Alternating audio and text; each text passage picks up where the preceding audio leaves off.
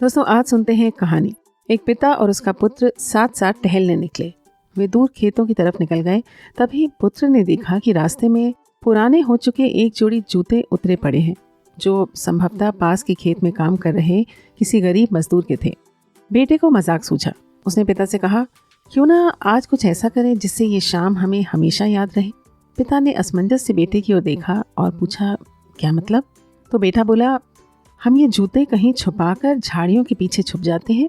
जब वो मजदूर इन्हें यहाँ नहीं पाएगा तो घबराएगा और बड़ा मजा आएगा। पिता पुत्र की बात को सुनकर गंभीर होकर बोले, बेटा, किसी गरीब और कमजोर के साथ उसकी ज़रूरत की चीज़ को लेकर इस तरह का भद्दा मजाक कभी मत करना। जिन चीज़ों की तुम्हारी नज़रों में कोई कीमत नहीं, वो उस गरीब के लिए बेशकीमती हो सकती हैं। तुम्हें ये शाम यादगार ही बनानी है तो आओ मैं एक दूसरा तरीका बताता हूँ। आज हम इन जूतों में कुछ सिक्के डाल देते हैं और फिर छुपकर देखते हैं कि इसका मजदूर पर क्या असर पड़ता है। तो पिता ने ऐसा ही किया और दोनों पास की ऊंची झाड़ियों में छुप गए।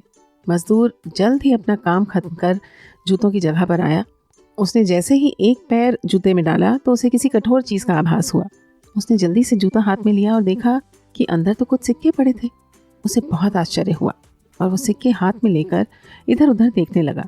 दूर दूर तक कोई नजर नहीं आया तो उसने सिक्के अपनी जेब में डाल लिए।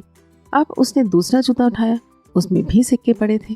मजदूर भाव विभोर हो गया। वो घुटनों के बल जमीन पर बैठ आसमान की तरफ देखकर फूट फूट कर रोने लगा। हाथ जोड़कर बोला, हे भगवान, आज आप ही किसी रूप में यहाँ आए थे। समय पर मिले इस सहायता के लिए आपका और आपके माध्यम से जिसने भी ये मदद की उसका लाख लाख धन्यवाद। आपकी सहायता और दयालुता के कारण आज मेरी बीमार पत्नी को दवा और भूखे बच्चों को रोटी मिल सकेगी। आपका कोटि कोटि धन्यवाद। मजदूर की ये बातें सुन बेटे की आंखें भर आईं।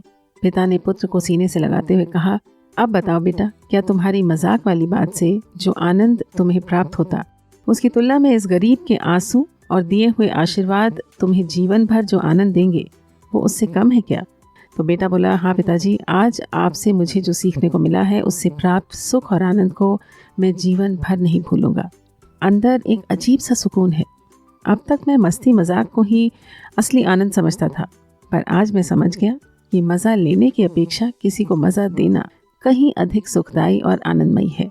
दोस्तों, आप सब ने इस आनंद का मज़ा लिया ही होगा कभी ना कभी, पर इसे एक रेगुलर हैबिट बना लें तो और भी मज़ा है ना। चले फिर, विचार पसंद आया तो शेयर कर दीजिएगा। चैनल को फॉलो या सब्सक्राइब नहीं किया है अभी तक तो प्लीज़ आग्रह है कर लीजिए, जिससे रोज़ आप तक एक नया सुविचार पहुंच सके। बाकी तो वही, स्वस्थ रहें, मस्त रहें, सुविचार को सुनते रहें and have a great day.